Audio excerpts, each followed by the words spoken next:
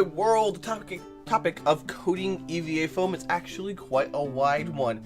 And while I'll touch on each individual coating material individually as these videos come out, the general sense of it is to make sure that whatever you're coating the EVA foam with adapts to the flexibility of EVA foam. So if you're using a rigid material, it's going to need to be either on the inside or bond extremely well so that when it does crack or pull away, it's less noticeable.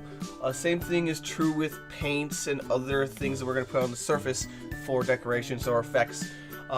Once the EVA foam becomes folded or stretched or otherwise flexes around, we don't want cracks appearing on the surfaces and then ruining that effect or finish, unless that's what you're specifically going for.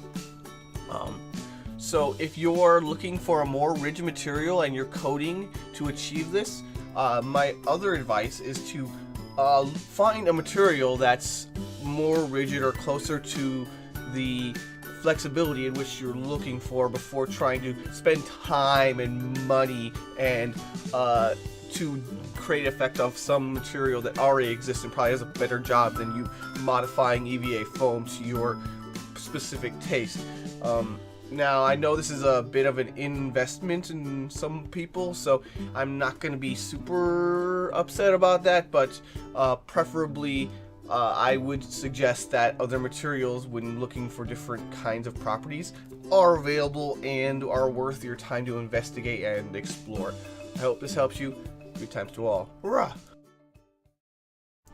Hit that sub button for more cosplay tutorials, con coverage, and general cosplay madness.